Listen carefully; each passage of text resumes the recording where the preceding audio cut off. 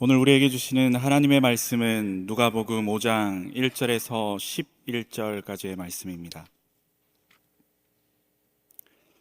신약 성경 95쪽에 있는 누가복음 5장 1절에서 11절까지의 말씀을 저와 여러분이 한 절씩 교독하시겠습니다.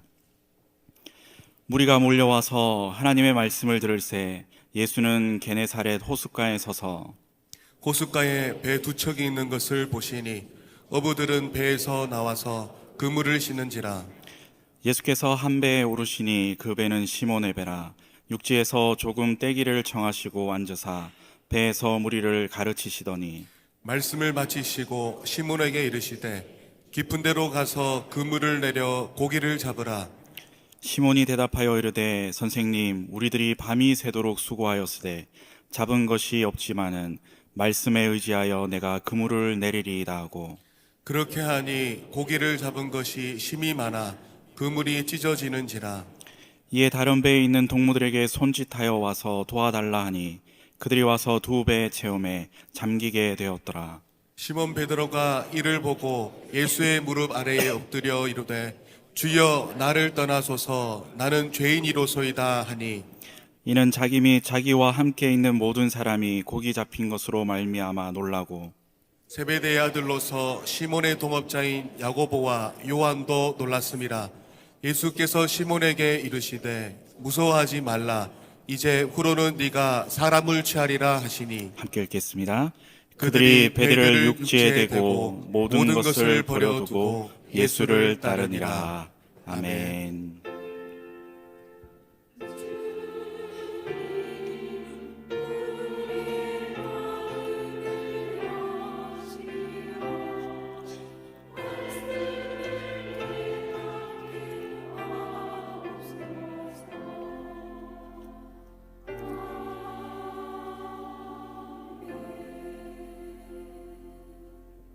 할렐루야. 오늘 이 시간 좌우에 계시는 분들과 함께 인사를 나눴으면 좋겠습니다. 믿음으로 예배하고 믿음으로 승리합시다. 아멘. 우리가 신앙생활을 하면서 가장 많이 사용하는 단어가 있다면 아마 믿음이라는 단어가 아닐까 그렇게 생각되어집니다. 오늘 드려지는 예배가 형식적이거나 의식적인 그런 예배가 아니라 믿음으로 하나님 앞에 예배할 때에 하나님께서 주시는 새 힘을 얻고 믿음으로 승리하며 살아가는 저와 여러분의 삶이 될 수 있기를 주님의 이름으로 축복합니다. 오늘 본문의 시작은 무리가 몰려와서 하나님의 말씀을 들을새 예수는 게네사렛 호숫가에 섰다라고 1절은 그렇게 기록하고 있습니다. 예수님이 행하신 이 이적의 소문을 듣고 수많은 사람들이 몰려왔습니다. 그리고 예수님은 이날 게네사렛 호숫가에 몰려온 사람들에게 말씀을 가르치셨고 베드로는 그물을 싣고 있었던 장면이 오늘 우리가 읽은 말씀입니다. 그리고 예수님께서는 이 한 배에 오르셔서 무리를 가르치시고 말씀을 마치시고 베드로에게 깊은 데로 가서 그물을 내려 고기를 잡으라라고 그렇게 말씀하고 있습니다. 우리가 너무나도 잘 알고 있는 말씀이죠. 갈릴리 호수는 일반적으로 고기가 가득했고 고기잡이는 이 지역의 일반적인 직업이었기 때문에 밤새도록 고기를 잡지 못하고 돌아오는 일은 흔치 않았을 일입니다. 그리고 아마도 이런 지역의 특성상 이 고기잡이는 어린 시절부터 이 베드로의 직업이었지 않을까 그렇게 생각도 되어집니다. 베드로는 매일과 같이 고기를 잡고 이 생계를 해온 자신의 경험적 판단으로만 본다면 예수님께서 하시는 말씀이 온전히 받아들이기도 온전히 그것을 수용하기도 쉽지 않은 그러한 이야기일 수 있습니다. 그러나 그는 예수님의 말씀에 순종합니다. 오늘 본문 5절 말씀, 우리 본문 5절 말씀을 다 같이 함께 한 번 더 읽어보도록 하겠습니다. 시몬이 대답하여 이르되 선생님 우리들이 밤이 새도록 수고하였으되 잡은 것이 없지만은 말씀에 의지하여 내가 그물을 내리리라 하고 자신이 수고하고 이 잡은 것이 없어서 빈배에 이 그물을 싣고 있었지만 말씀에 의지하여서 그물을 내리겠다라고 그렇게 이야기하고 있습니다. 그리고 순종할 때에 고기를 잡은 것이 심이 많아서 그물이 찢어지도록 고기가 잡혔다라는 것을 본문을 우리들에게 말씀해 주고 있습니다. 남의 말을 듣고 순종하는 것, 그 사람의 조언을 그대로 받아들이는 것, 사실은 쉽지 않죠. 그것은 우리가 신앙생활을 하는데도 마찬가지입니다. 제가 언젠가 설교하면서 한번 믿음에 대해서 말씀을 드린 적이 있습니다만, 여러분, 믿음이 무엇일까요? 앞서 제가 인사를 하면서도 말씀을 드렸습니다만, 신앙생활을 하면서 가장 많이 사용하는 단어가 한 가지 있다면 믿음이라는 단어일 것입니다. 우리가 믿음을 가지고 신앙생활을 한다는 것, 믿음이란 도대체 무엇일까요? 이 믿음이라는 것은 전적으로 하나님을 믿고 의지하는 것을 이야기합니다. 그리고 이 믿음이라는 것은 성경을 성령님의 도우심으로 믿는 것을 이야기합니다. 하나님을 믿는다고 끝나는 것이 아니라 하나님과 동행하는 삶이 하나님을 전적으로 믿는 것입니다. 그렇다면 우리가 하나님과 동행하는 삶이란 무엇일까요? 우리가 가진 지식과 경험을 내어버리고 성령님의 인도하심을 따라 사는 것입니다. 우리의 생각, 우리의 경험, 우리가 할 수 있는 것, 우리가 판단하고 우리가 계획하고 우리가 앞서 나가는 것, 우리의 모든 것들을 우리가 계획하고 나아가는 것이 아니라 우리의 모든 것을 내어놓는 것, 그것이 믿음입니다. 하나님을 믿는 믿음이란 정리하자면 우리의 뜻대로 사는 것이 아니라는 것이죠. 말씀을 들어보고 내가 할 수 있는 것, 내가 할 수 없는 것, 말씀을 들어보고 내가 이 말씀은 지킬 수 있는 것, 혹은 내가 이 말씀을 지키지 못하는 것, 내가 스스로 판단하고 내가 듣고 싶은 말만 듣고 내가 듣기 싫은 것은 듣지 않는 것, 그것은 온전한 믿음이라 이야기할 수 없습니다. 내가 순종할 수 없을 때에도 내가 주님 말씀에 순종하겠습니다. 내 머리로 이해가 되지 않지만 내가 하나님의 말씀에 전적으로 순종하겠습니다. 라는 고백이야말로 진실한 고백이고 믿음의 사람이다라고 이야기할 수 있습니다.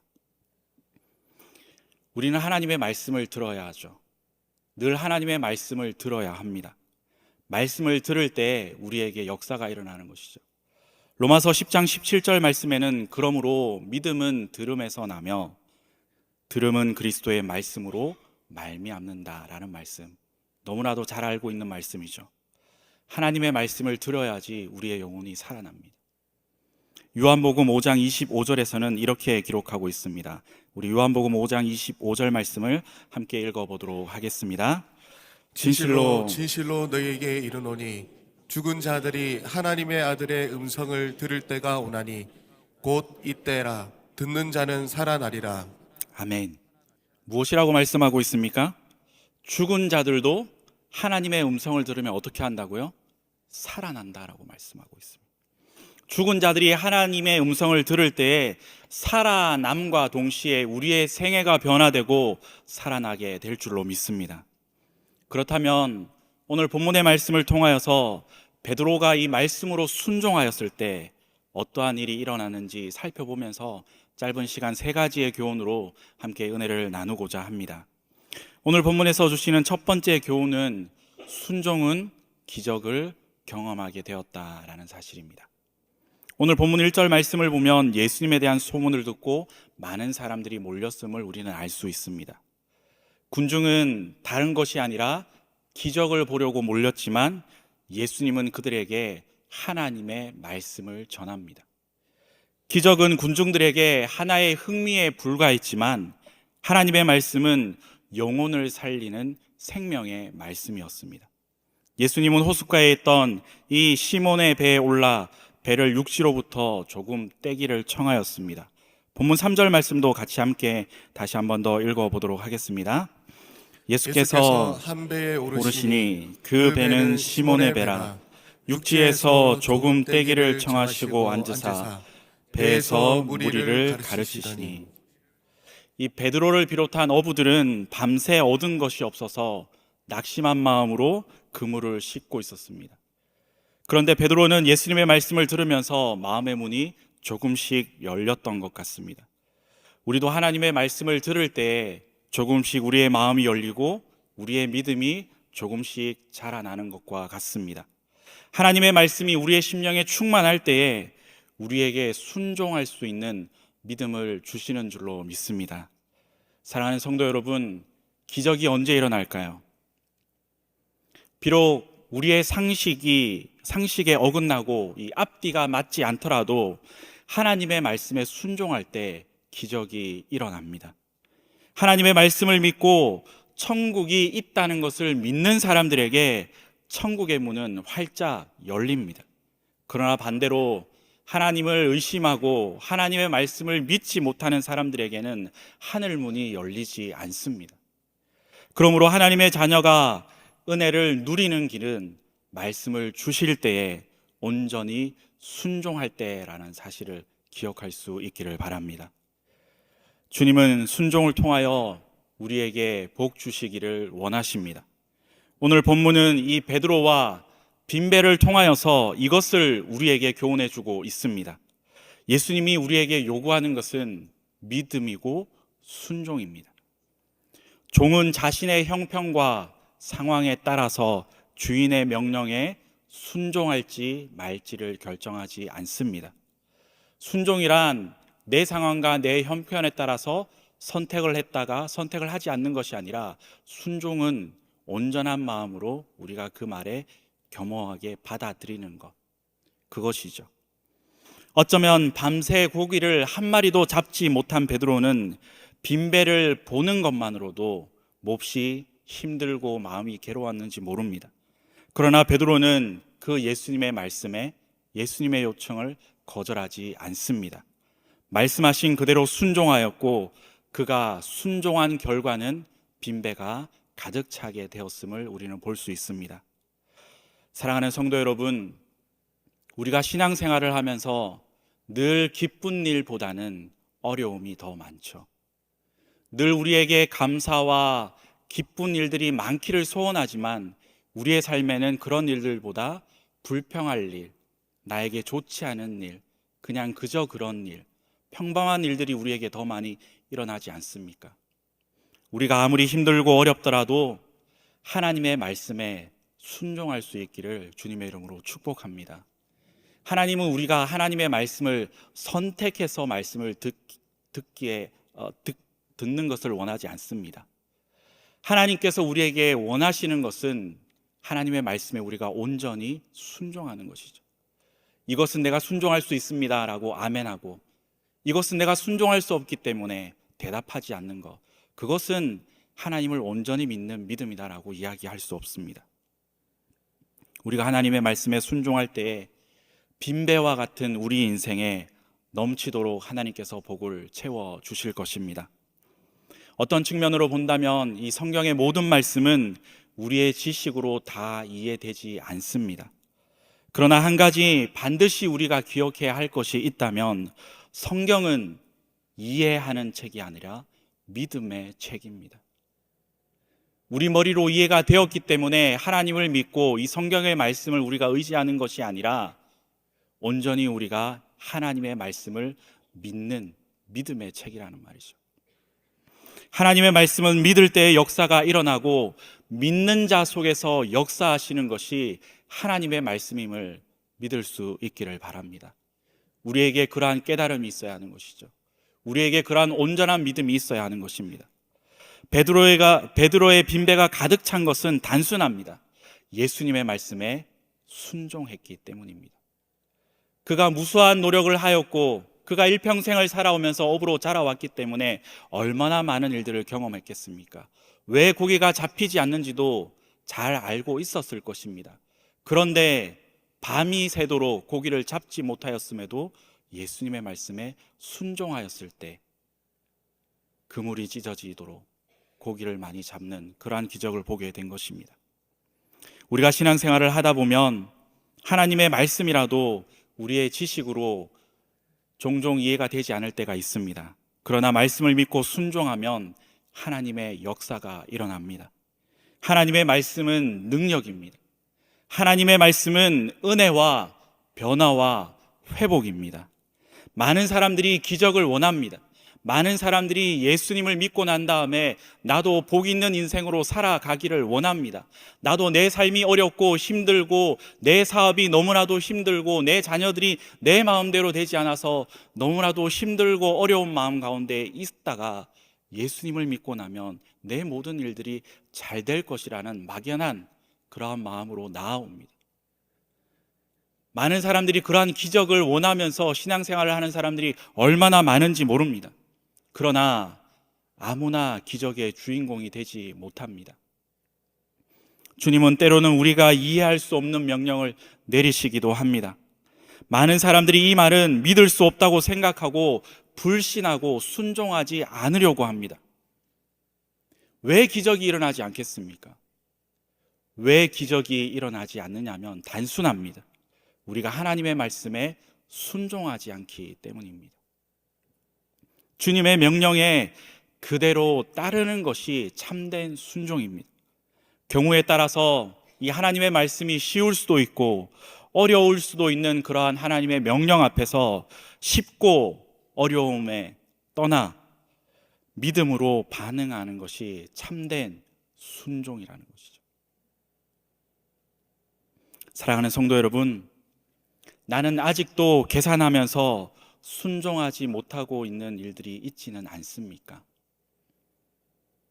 때로는 예배당에 나와서 찬양하는 것만으로도, 때로는 예배당에 나와서 하나님의 이름을 부르는 것만으로도 너무나도 감격스럽고 은혜가 넘치는 삶을 살아가는데, 때로는 저 말씀이 나에게 하시는 말씀인 것처럼 상처가 되기도 하고,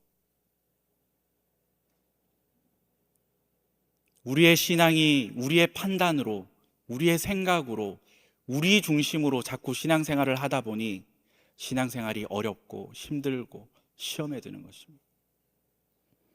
하나님은 우리에게 분명하게 말씀합니다. 항상 기뻐하라고 말씀하시죠.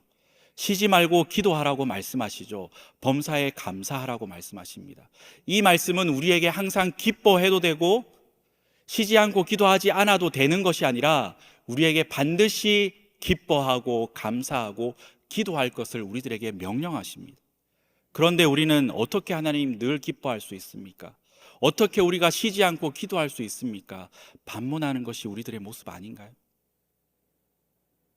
저는 간절히 소망하기를 우리의 상황과 형편이 어떠하더라도 하나님의 말씀에 아멘으로 순종할 수 있는 믿음의 삶을 살아갈 수 있기를 주의 이름으로 축복합니다. 우리의 삶 가운데 필요한 것은 그것입니다. 하나님, 나 이 말씀 듣기 싫어요. 하나님, 나 이 말씀 도저히 지키기 어려워요 라는 마음으로 말씀을 듣고 있다면 우리의 신앙을 다시 한번 더 되돌아보아야 합니다. 오늘 말씀을 통하여서 우리 각자의 삶에서 예수님의 명령에 순종하지 못하고 있는 깊은 곳은 어디인지 이 시간 여러분 자신을 성찰할 수 있기를 간절히 소망합니다. 어떠한 사람은 기도해야 된다는 것은 잘 알고 있지만 도대체 몸이 피곤해서 기도할 수 없다고 합니다. 내가 반드시 기도해야 하고 내가 열심으로 신앙생활을 해야 하는 것은 너무나도 잘 알고 있지만 내 형편이, 내 상황이 교회 나갈 수 없고 내가 온라인으로도 예배를 드리는 것만으로도 하나님 내 예배 받아주시지 않느냐고 그렇게 이야기하는 사람들도 있습니다. 그러나 우리가 그러한 소극적인 자세로 하나님 앞에 신앙생활을 한다면 우리의 삶의 기적은 일어나지 않을 겁니다. 그동안 하지 않고 있던 일도 믿음으로 순종할 수 있기를 간절히 소망합니다. 여러분의 인생에 놀라운 믿음의 사건, 기적의 역사가 펼쳐질 것입니다. 하나님은 순종의 결과를 언제나 책임져 주시는 분이십니다. 그러므로 우리 모두 우리의 생각이 아니라 하나님의 말씀에 온전히 순종하여 넘치는 은혜를 체험하는 복된 삶을 살아가는 저와 여러분이 될 수 있기를 주님의 이름으로 축복합니다. 두 번째는 물고기가 아닌 예수님을 바라보아야 합니다. 베드로가 예수님의 말씀에 순종하자 수많은 물고기가 잡혔습니다. 그런데 본문 8절에서는 이렇게 기록하고 있습니다. 시몬 베드로가 이를 보고 예수의 무릎 아래에 엎드려 이르되 주여 나를 떠나소서 나는 죄인이로소이다 라고 말하고 있습니다. 주여, 나를 떠나소서, 나는 죄인이로소이다 라는 이 말은 저는 죄 많은 존재이기에 사람을 잘못 고르셨습니다. 저를 선택하시면 실망하실 겁니다 라는 그런 뜻입니다.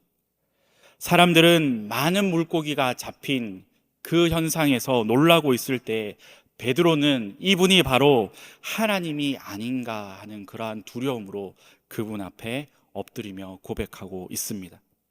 베드로가 예수님의 무릎 아래 엎드려 자신이 이 죄인이라고 고백하는 것은 구약시대에 이 하나님의 영광을 본 선지자들의 반응을 연상시킵니다. 이사야가 하나님의 영광 앞에 섰을 때 자신의 이 죄를 떠올렸던 것처럼 베드로는 예수님에게서 하나님의 영광을 본 것입니다. 우리도 내가 하는 모든 일에 많은 물고기 떼가 몰린 것처럼 만선의 꿈을 꾸며 또한 몰두하며 살아갑니다. 그러나 우리가 세상의 성공을 위하여 수고하지만 그것이 우리의 삶 가운데 다 이루고 나면 그것이 인생의 본질이 아니었다라는 사실을 뒤늦게 깨닫게 됩니다. 하나님이 우리에게 주신 가장 큰 선물은 물고기가 아니라 베드로를 찾아가신 예수님 그분이십니다. 예수님이 우리 인생의 전부이심을 깨달을 때에 우리도 베드로처럼 예수님 앞에 엎드리게 될 것입니다. 사랑하는 성도 여러분, 지금 우리가 가는 길은 예수님을 따라가는 길입니다. 예수님이 우리 인생의 목자가 되시고 예수님이 우리의 유일한 소망이 되시고 진리 되셔서 우리는 그분을 따라가는 그 믿음으로 한 걸음 한 걸음 나아가야 합니다. 이 세상을 살아가면서 사람들의 가치관에 따라서 많은 중요한 일들이 있겠지만 죽어가는 사람을 살리는 것만큼 중요하고 급박한 일은 없을 것입니다.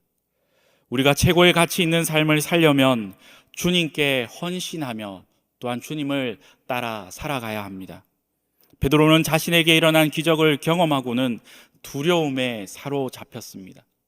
물고기를 많이 잡았다는 그러한 기쁨과 환희보다는 놀라움에 떨었습니다. 동시에 베드로는 예수님이 보통 랍비와 같은 사람이 아닌 것임을 깨달았습니다. 본문 5절의 말씀을 보면 처음에는 예수님을 선생님이다라고 그렇게 부릅니다. 그런데 기적을 보고는 8절 말씀에는 그 예수님을 보고 주여라고 호칭이 바뀌게 되는 것을 보게 됩니다. 비로소 보통 사람이 아닌 것을, 신적인 존재임을 깨닫습니다. 예수님에 대한 새로운 인식론적인 전환이 일어난 것이죠. 어쩌면 지금 우리 앞에 예수님이 나타난다면 우리 또한 기쁨보다는 우리의 죄가 먼저 생각날지 모르겠습니다. 그리고 베드로처럼 나는 죄인이오니 나를 떠나소서라고 주님 앞에 오열할지도 모릅니다. 이 사람이 죄인이라는 증거는 자신이 죄인이라고 생각하지 않고 살아간다는 데 있습니다. 오늘 우리도 마찬가지입니다. 아마 오늘 이 자리에 계시는 여러분들 또한 비슷하지 않을까 생각이 되어집니다. 수요 예배, 금요 기도에 나오시는 분들은 대부분 신앙의 연수가 좀 오래되었거나 열심히 신앙생활을 하는 분들이지 않을까 그렇게 생각이 되어집니다. 오늘 이 자리에서 예배를 드리시는 여러분들 또한 나는 이 정도면 열심히 신앙생활하는 사람, 그렇게 내 믿음이 좋은 사람이다라고 생각하고 계실런지 모르겠습니다. 그러나 죄송한 표현입니다만 오늘 이 자리에 예배드리는 우리 또한 하나님 앞에서는 우리의 등급이 우리의 생각하는 것과 다를 수 있습니다. 우리는 흔히 등급을 매긴다면 A등급이라고 생각하면서 신앙생활하고 있지만 정작 하나님 앞에서는 B등급이 될 수 있고 C등급이 되기도 하고 D등급이 될 수도 있습니다. 심지어 나고에 해당하는 F등급의 신앙생활을 하고 있는 것이 우리들인지도 모릅니다. 혹시 자신 스스로 죄인이라는 사실을 인정하는 사람을 본 적이 있습니까? 혹은 그러한 지적에 쉽게 자신이 죄인이라는 것을 고백하는 사람을 본 적이 있으신가요? 우리 모두는 나름대로 괜찮다라고 생각하며 살아갑니다. 자신은 괜찮은데 세상이 악하고 자신은 선한데 다른 사람들이 나쁘다고 그렇게 말합니다. 신앙이 없는 사람들도 하나같이 삶을 살아가다가 어려움을 만나고 자신 앞에 다가오는 그러한 파도 가운데 서면 내가 무슨 죄가 많아서 나에게 이런 일이 찾아오는가라며 한탄합니다. 무슨 말이냐면 사람에게는 죄에 대한 기본적인 인식은 있지만 그것을 자신의 것으로 받아들이거나 인정하지 않는다는 것을 말해주고 있습니다. 그러나 예수님을 만나고 내 자신을 내어놓을 때 그때 비로소 인생관의 변화가 일어나게 됩니다. 말씀에 의지하여 사는 사람은 하나님 앞에 현재 자신의 자리를 보게 됩니다. 다시 말하면 내가 죄인임을 아는 사람은 진정으로 예수님을 믿는 사람이라는 것이죠. 사랑하는 성도 여러분, 우리는 어떻게 신앙생활을 시작하였습니까? 우리의 신앙의 동기가 무엇입니까? 우리의 신앙의 동기가 무엇이든 간에 우리가 한 가지 반드시 기억해야 할 것이 있다면 이 말씀을 받는 저와 여러분은 예수님의 말씀을 들은 자요, 말씀으로 예수님을 본 자들이요, 예수님을 만난 자들인 줄로 믿을 수 있기를 바랍니다. 이 사실을 기억하고 믿음으로 살아가는 저와 여러분 될 수 있기를 주님의 이름으로 축복합니다. 마지막 세 번째는 예수님을 만난 사람은 변화의 삶을 살아갑니다. 어떤 인물이든 인생의 참된 주인이신 이 예수님을 만나는 장면에는 언제나 이 감동과 또 은혜가 있습니다. 오늘 본문 10절과 11절 말씀 우리 화면을 보면서 다 같이 함께 읽어보도록 하겠습니다. 예수께서 시몬에게 이르시되 무서워하지 말라. 이제 후로는 내가 사람을 취하리라 하시니 그들이 배들을 육지에 대고 모든 것을 버려두고 예수를 따르니라. 아멘. 이 베드로는 예수님을 만나자 이제 자신이 어떻게 살아가야 할 것인지를 깨닫습니다. 자신의 사명을 깨달은 것입니다. 사명은 새로운 인생으로의 도전입니다. 그렇다면 여러분들은 예수님을 믿고 어떤 것이 변화되었습니까? 여러분들은 예수님을 믿기 이전의 삶과 예수님을 믿고 난 여러분의 삶은 어떻게 변하였습니까? 어떠한 삶을 살아가고 있습니까? 예수님을 믿지 않는 사람들에게, 복음을 알지 못하는 사람에게, 그들에게 죽어가는 영혼들을 향하여서 예수님의 말씀을, 생명의 말씀을 전하는 삶을 살아오셨습니까? 말씀을 듣고 행하고 전하는 것은 하나님 나라의 백성의 특권이자 사명이라는 사실을 기억할 수 있기를 바랍니다. 우리는 오늘 갈릴리 호수에서 빈 그물을 씻고 있는 베드로의 모습에서 우리 자신의 모습을 발견해야 합니다. 그렇게 밤새도록 수고하였지만 쉬기는커녕 또 다른 내일을 준비해야 하는 현장으로 내몰리고 있는 우리에게 필요한 것은 무엇일까요? 하루를 보고 이틀을 먹는 그러한 삶에서 일생을 넘어서 영원을 책임져 주는 예수님을 만나고 예수님의 말씀에 귀를 기울이고 깨어서 기도해야 할 때가 지금이 아닌가 그렇게 생각되어집니다. 우리가 말씀에 귀를 기울일 때 또한 나 자신에게 찾아오는 말씀을 듣게 됩니다. 그것이 비록 납득하기 어려운 일이라 할지라도 말씀 가운데 만난 예수님을 신뢰함으로 우리가 순종할 때에 비로소 나의 삶의 변화와 또한 사명의 삶을 살아가게 될 것입니다. 베드로를 찾아가셔서 제자 삼으신 예수님은 오늘 우리의 삶의 연장에도 찾아오십니다. 그분 앞에 드리는 우리의 고백과 헌신은 무엇입니까? 내가 만난 예수님, 빈배를 가득 차게 하시는 예수님, 죄를 사하여 주시고 새 생명을 주시는 예수님을 전하는 삶을 살아가야 합니다. 성도는 하나님의 말씀을 통해 건강한 영적인 생활을 영위할 수 있습니다. 성도는 예수 그리스도의 말씀을 듣고 순종함으로 하나님 나라의 충성스러운 일꾼으로 쓰임받아야 합니다. 그리고 공동체적으로는 이웃과 열방에 복음을 전하는 귀한 사명을 감당해야 될 줄로 믿습니다. 교회는 주님과 동행하며 하나님의 말씀을 중심에 두고 그 말씀에 순종하는 자들의 공동체입니다. 그래서 하나님의 말씀을 근거로 하는 공동체는 예배당에서만이 아니라 일상에서 하나님의 영광을 체험하는 공동체, 또한 그런 사람들에게 하나님의 영광을 드러내는 공동체가 되도록 우리는 최선을 다하여 믿음의 삶을 살아가야 할 것입니다. 저는 간절히 소망하기를 우리의 일상에서 하나님의 영광을 우리가 경험하며 우리가 그 하나님의 영광을 목도하며 믿음으로 살아가는 우리 모두가 될 수 있기를 간절히 소망합니다. 그리하여 우리 인생의 주인이신 예수님을 제대로 만나서 참된 그리스도인의 사명을 감당하며 살아가는 저와 여러분의 삶이 될 수 있기를 주님의 이름으로 축원합니다. 이 시간 주신 말씀 기억하며 합심해서 함께 기도하도록 하겠습니다. 오늘 주신 말씀을 통하여서 순종은 기적을 몰고 왔고 또 물고기가 아닌 예수님을 우리가 바라보아야 하고 예수님을 만난 사람은 변화의 삶을 살아간다는 교훈을 우리가 받았습니다. 주님은 순종을 통하여 우리에게 복을 주시기를 원하시는데 우리의 삶이 힘들고 어렵고 하나님의 말씀이 이해되지 않더라도 온전히 순종하며 믿음의 삶을 살아갈 수 있는 그러한 은혜를 허락해달라고 우리 시간 주님을 한번 부르고 기도하도록 하겠습니다.